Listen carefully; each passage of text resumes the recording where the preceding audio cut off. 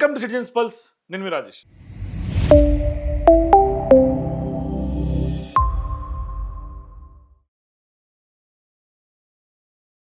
తెలంగాణ రాజకీయాల్లో ఇప్పుడు రైతులకు సంబంధించినటువంటి ఒక కీలక అంశం చర్చనీయాంశంగా మారుతుంది.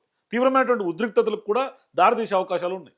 రేవంత్ రెడ్డి ప్రభుత్వం తీసుకోబోతున్నటువంటి ఒక నిర్ణయం భవిష్యత్తులో రైతులకు సంబంధించినటువంటి ఉచిత విద్యుత్ పథకానికే ముప్పు తెచ్చే నిర్ణయమా అనే అనుమానాలు వ్యక్తమవుతూ ఉన్నాయి. అదే రైతుల కోసం ఇప్పుడు ప్రత్యేక డిస్కమ్ ఏర్పాటు చేయటం మొదట వినగానే ఇది సాధారణమైనటువంటి పరిపాలనా సంస్కరణల లాగానే కనిపించవచ్చు. కానీ దీని వెనుక ఉన్నటువంటి అసలు కథ ఏమిటి అన్నది ఒక రకమైనటువంటి భయం రైతుల్లో కలుగుతుంది. మరి ఇప్పుడు రైతులు ఎందుకు భయపడుతున్నారు, ప్రతిపక్షాలు ఎందుకు వ్యతిరేకిస్తున్నాయి, ఇప్పుడు అతిపెద్ద డిస్కషన్ టాపిక్గా తెలంగాణలో మారబోతోంది. ప్రస్తుతం తెలంగాణలో రైతులకు సంబంధించి ఉచిత 24 గంటల విద్యుత్ అందిస్తోందని ప్రభుత్వం చెబుతోంది. ఇది వైఎస్ రాజశేఖర రెడ్డి ప్రారంభించినటువంటి ఉచిత విద్యుత్ పథకానికి కొనసాగింపు. కానీ ఇప్పుడు ప్రభుత్వం చెబుతోంది ఏంటంటే వ్యవసాయ విద్యుత్ వినియోగాన్ని ప్రత్యేకంగా లెక్కించడానికి రైతుల కోసం వేరే డిస్కమ్ ఏర్పాటు చేస్తున్నాము అని చెప్పేసి. అంటే ప్రభుత్వం చెప్పే కారణం చూస్తే రైతుల పేరుతో కొందరు వ్యవసాయ కనెక్షన్లు ఇతర అవసరాలకు వాడుకుంటున్నారట, దాంతో కరెంటు దుర్వినియోగం జరుగుతోందనేది ప్రభుత్వం తీసుకొస్తున్నటువంటి వాదన. అందుకే ఇప్పుడు ప్రత్యేక వ్యవసాయ డిస్కమ్ అవసరం అనే ఒక అంశాన్ని తెర మీద తీసుకొచ్చారు. ఇక్కడే మొదలవుతోంది అసలు అనుమానం. ఎక్కడో కొందరు దుర్వినియోగం చేస్తున్నారని చెప్తే దానికి పరిష్కారం వారిపై చర్యలు తీసుకోవడం కదా. మరి లక్షలాది మంది రైతులందరికీ కొత్త వ్యవస్థలోకి తీసుకువెళ్లాల్సినటువంటి అవసరం ఏంటి అనేదే అతిపెద్ద ప్రశ్న. ఇంకా ఆందోళన కలిగించే విషయం ఏంటంటే ఈ వ్యవసాయ డిస్కమ్ వెనుక కేంద్ర ప్రభుత్వం తీసుకొచ్చినటువంటి విద్యుత్ సంస్కరణల విధానం కూడా ఉంది. మరి ఈ విధానం కనుక అమలు చేస్తే తెలంగాణకు సుమారుగా 30,000 కోట్ల రూపాయల వరకు ఆర్థిక సాయం, రుణాలు వచ్చే అవకాశం ఉందనేది ప్రభుత్వం భావిస్తోంది. ఇక్కడ అసలు ప్రశ్న ఏంటంటే 30,000 కోట్ల కోసం రైతుల విద్యుత్ వ్యవస్థను పూర్తిగా మార్చాల్సినటువంటి అవసరం ఏంటి అని. ఇంకో విషయం గమనించాల్సినటువంటి అంశం ఏంటంటే గతంలో బీఆర్ఎస్ ప్రభుత్వం అధికారంలో ఉన్నప్పుడు ఏ స్మార్ట్ మీటర్లు అయితే ఇవాళ రేవంత్ రెడ్డి అమలు చేస్తున్నాడో ఆ యొక్క స్మార్ట్ మీటర్ల విషయంలో కాంగ్రెస్ తీవ్రంగా వ్యతిరేకించింది. ఆనాడు ఆ ప్రభుత్వంలో కేసీఆర్ ప్రధానంగా పూర్తి స్థాయిలో వ్యతిరేకించాడు ఆ యొక్క స్మార్ట్ మీటర్ల వ్యవహారాన్ని. అంటే రైతులపై భారం పడుతుందని పెద్ద ఎత్తున కాంగ్రెస్ పార్టీ ఆనాడు పూర్తి స్థాయిలో విమర్శించింది. కానీ ఇప్పుడు అదే కాంగ్రెస్ ప్రభుత్వం వ్యవసాయ డిస్కమ్, స్మార్ట్ మీటర్లని, కేంద్రం విద్యుత్ సంస్కరణలను అమలు చేసే ఒక బాటలో నడుస్తుంది. మరి ఇవే అంశాలు ఇప్పుడు కాంగ్రెస్ పార్టీ కూడా అడుగులు వేస్తున్నటువంటి నేపథ్యంలో కొత్త అనుమానాలు తావిస్తుంది. మరి అప్పుడు తప్పనిపించింది, ఇప్పుడు సరైంది ఎలా అవుతుంది అనేది అతిపెద్ద ప్రశ్న. మరి ఈ ప్రశ్నకు ప్రభుత్వం ఖచ్చితంగా సమాధానం చెప్పాల్సినటువంటి అవసరం ఉంది. ఇక రైతు కమిషన్ చైర్మన్ కోదండరెడ్డి చేసినటువంటి వ్యాఖ్యలు మరింత వివాదానికి దారితీశాయి. మరి ఆయన ఏకంగా రైతుకు 3 గంటల కరెంట్ చాలనేది ఆయన వ్యాఖ్యలు చేస్తున్నటువంటి పరిస్థితి. కానీ తెలంగాణలో పరిస్థితి అందరికీ తెలుసు. ఒకసారి కోదండరెడ్డి ఏమన్నాడు చూడండి. 24 గంటలు కరెంట్ అవసరం లేదు, 24 గంటలు ప్రసారం అవుతుంటే చాలు, తీగల పైన కరెంట్ ఉంటే చాలు. కానీ మోటార్ 24 గంటలు పెట్టాల్సిన అవసరం లేనే లేదు. తన పొలానికి మహా అంటే 3 గంటల కరెంటు వాడుకుంటే చాలు, చివరి మడి వరకు నీళ్లు పోతాయి. అయితే వాస్తవానికి కోదండరెడ్డి ఎప్పుడో వ్యవసాయం చేసినటువంటి నేపథ్యం ఉంది. కానీ తాజాగా ఎన్నో సంస్కరణలు, ఎంతో పూర్తి స్థాయిలో గ్రౌండ్ రియాలిటీలు, క్షేత్రస్థాయిలో వ్యవసాయ ఆధారితంగా మారిపోయినటువంటి నేపథ్యంలో ఇవాళ కోదండరెడ్డి తెర మీదకి వచ్చి 3 గంటలే సరిపోతుంది అంటే నిజంగా ఇది ఎంతవరకు సబబు అనే చర్చ ప్రధానంగా వినిపిస్తోంది. కానీ ఇవాళ తెలంగాణలో భూగర్భ జలాలు పడిపోయినటువంటి ప్రాంతాలు ఎన్నో ఉన్నాయి. ఒక బోరు గంటల తరబడి నడపాల్సినటువంటి పరిస్థితులు ఉన్నాయి. అట్లాగే పండ్ల తోటలు కానీ, వరి కానీ, పత్తి కానీ, మిర్చి పంటలకు కానీ అవసరాలకు వేరువేరుగా నీటి వినియోగం ఉంటుంది. అయితే రైతుకు ఎంత కరెంట్ అవసరమో నిర్ణయించేది రైతా లేదంటే ప్రభుత్వమా అనే ప్రశ్న కూడా సహజంగా వస్తుంది ఇక్కడ.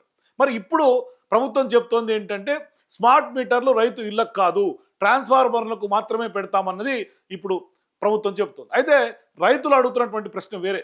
ఇప్పుడైతే ట్రాన్స్ఫార్మర్లకు అంటున్నారు, రేపు రైతుల మోటార్లకు పెట్టరని గ్యారంటీ ఏమిటి, భరోసా ఎవరిస్తారు అనేది రైతుల యొక్క ఆందోళన.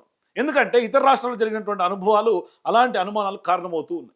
ఉత్తరప్రదేశ్లో స్మార్ట్ మీటర్లపై నిరసనలు జరిగాయి. మహారాష్ట్రలో రైతు సంఘాలు అభ్యంతరాలు వ్యక్తం చేశాయి. కర్ణాటకలో కోర్టు వరకు వెళ్ళినటువంటి వివాదాలు చూసాం. అక్కడ ప్రజలు చెప్పినటువంటి ప్రధాన సమస్యలు ఏంటంటే అధిక బిల్లులు, తప్పుడు రీడింగ్లు, పారదర్శకత పైన సందేహాలు. మరి ఇప్పుడు తెలంగాణ రైతులు కూడా అవే ప్రశ్నలే ఇక్కడ అడుగుతూ ఉన్నారు. ఉచిత విద్యుత్ అంటే స్మార్ట్ మీటర్ల అవసరం ఎందుకు వచ్చింది? అసలు భయం మీటర్లపై కాదు, ఈరోజు మీటర్, రేపు యూనిట్ లెక్క, ఎల్లుండి పరిమితి, ఆ తర్వాత బిల్లు, ఇట్లా వరుసపెట్టి ఆందోళనలు, అనుమానాలు తెర మీదకి వస్తున్నాయి. సో ఇదే ఇప్పుడు రైతుల్లో వినిపిస్తున్నటువంటి కొత్త ఆందోళన. మరి ఈరోజు ప్రభుత్వం ఉచిత విద్యుత్ కొనసాగిస్తుందని చెప్తోంది. కానీ స్మార్ట్ మీటర్ల ద్వారా వినియోగ డేటా సేకరించిన తర్వాత ఎకరాల ఆధారితంగా, యూనిట్ల ఆధారితంగా పరిమితులు విధించే అవకాశం లేదని ప్రభుత్వం స్పష్టంగా చెప్పగలదా? ఇదే ఇప్పుడు అతి పెద్ద ప్రశ్న. మరి దీన్ని రాజకీయంగా చూస్తే రేవంత్ రెడ్డి ప్రభుత్వానికి ఇది చాలా సున్నితమైనటువంటి అంశం, ఇరకాటంలో నెట్టేసే అంశం కూడా చెప్పుకోవాలి. మరోవైపు అతి ఘోరమైనటువంటి రేవంత్ రెడ్డి ప్రభుత్వం తప్పిదంగా కూడా దీన్ని భావించాలి. ఇప్పటికే రైతుల్లో పెద్ద ఎత్తున రేవంత్ రెడ్డి ప్రభుత్వానికి వ్యతిరేకత వ్యక్తమవుతుంది. ఒకవైపు యూరియా కొరత, మరోవైపు లారీల కొరత, అట్లాగే ధాన్యం కొనుగోలులో పూర్తిగా ప్రభుత్వం నిర్లక్ష్యం బట్టబయలైంది. రైతన్న రోడ్డుకు ఎక్కుతున్నటువంటి పరిస్థితి. మరోవైపు ఉచిత విద్యుత్ అనేది కూడా కేవలం ఒక పథకం కాదు, రైతులకు ఇచ్చినటువంటి రాజకీయ హామీ. దాదాపుగా 2 దశాబ్దాలుగా తెలంగాణ రాష్ట్రంలో కొనసాగుతున్నటువంటి వ్యవస్థ ఇది. అలాంటి వ్యవస్థ పైన చిన్న అనుమానం వచ్చినా అది పెద్ద రాజకీయ ప్రభావం చూపించే అవకాశం ఉంది. మరి అందుకే ఇప్పుడు ప్రభుత్వం స్పష్టత ఇవ్వాల్సినటువంటి అవసరం ఉంది. లేదంటే రేవంత్ రెడ్డి ప్రభుత్వం పూర్తిగా ఇరకాటంలో పడే అవకాశం ఉంది.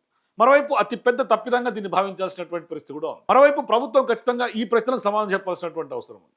రైతు డిస్కమ్ ఎందుకు, స్మార్ట్ మీటర్లు ఎందుకు, భవిష్యత్తులో ఉచిత విద్యుత్ కొనసాగుతుందా, లేదంటే క్రమంగా పరిమితులు విధించే ఆలోచన ఏమన్నా చేస్తోందా ప్రభుత్వం?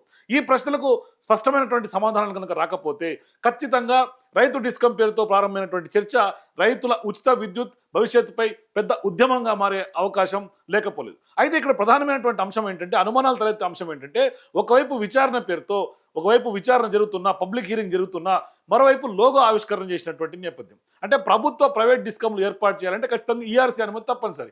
మరి ఈఆర్సీ లైసెన్స్ జారీ చేస్తేనే డిస్కమ్లు కార్యకలాపాలు సాగించాలి. కానీ తెలంగాణ రైతు డిస్కమ్ ఏర్పాటుకు మొదట్లోనే తప్పటడుగులు పడ్డాయి.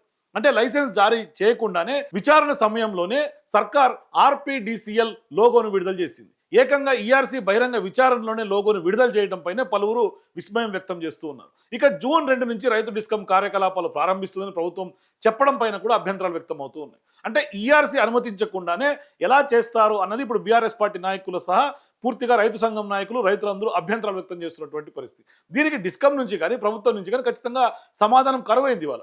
ఇప్పుడు చూడాలి ప్రభుత్వం రైతుల అనుమానాలు తీరుస్తుందా, లేదా ఈ అంశం తెలంగాణ రాజకీయాల్లో మరో పెద్ద వివాదంగా మారుతుందా? మీ అభిప్రాయం ఏంటి? రైతులకు నిజంగానే రేవంత్ రెడ్డి ప్రభుత్వం మొండి చేయి చూపుతుందా? మరి ఉచిత విద్యుత్ ఎగ్గొట్టేందుకు కార్యాచరణలో ఇది మొదటి స్టెప్గా మనం భావించాలా? మీ అభిప్రాయాల కింద కామెంట్స్ చెప్పండి. For more videos please watch citizens pulse.